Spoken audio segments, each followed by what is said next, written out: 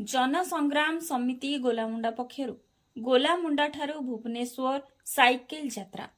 कलाहांडी जिला गोलामुंडा ब्लॉक अंचल विभिन्न प्रकार समस्या देखा देइथिबा बेले सरकारक दृष्टि आकर्षण पई जनसंग्राम समिति गोलामुंडा पक्षरु साइकेल यात्रा होईछि। प्राप्त सूचनारू जना पड़िछि जे कलाहांडी जिला गोलामुंडा ब्लॉक रे विभिन्न प्रकार समस्या देखा देइछि बोली आज जनसंग्राम समिति गोलामुंडा ब्लॉक ठाकुराणी मंदिर पीठरे प्राय 20 जन चाषी माने उपस्थित रही मां पीठरे पूजार्चना करी भुवनेश्वर साइकेल यात्रा आरंभ होइथिबा दृश्य देखिबाकू मिलिथिला। मुख्य समस्या हेउछि गोलामुंडा ब्लॉक रे 2024 और 25 मसीहार रबी ऋतुरे चाषी मानकु तुरंत इंश्योरेंस टंका प्रदान करा जाऊ। 2 विभिन्न नदी रे ब्यारेज निर्माण हो। 3 मेगा लिफ्ट जल जोगाण तुरंत कार्यकारी करी चाषी मानकु जल जोगाई दिया जाऊ। 4 गोलामुंडा ठारे वोकेशनल कॉलेज और पॉलिटिशियन कॉलेज निर्माण करा जाऊ।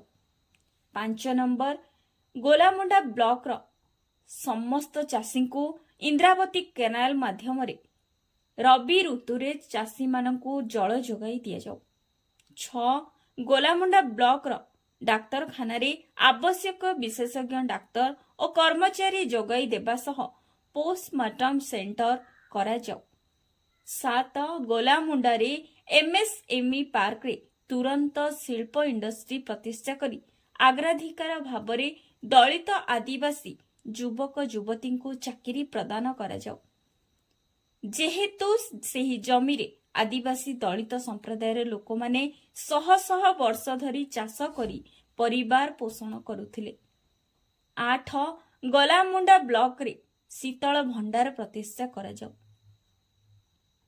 एभली 8टी दाबी नहीं राज्य सरकार तथा ओडिशार मुख्यमंत्री मोहन चरण माझी दृष्टि आकर्षण करने पई गोलामुंडा ब्लॉक जनसंग्राम समिति सभापति साउल मंगराज को नेतृत्व रे साइकेल यात्रा आरंभ करथिले।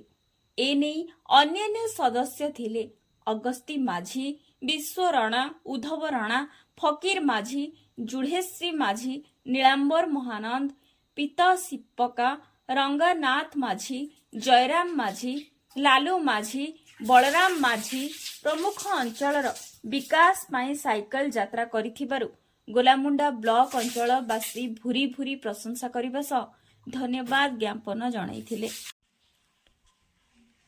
कलाहांडीरू विश्वजीत सेनापति रिपोर्ट, ब्रेकिंग न्यूज ओडिशा।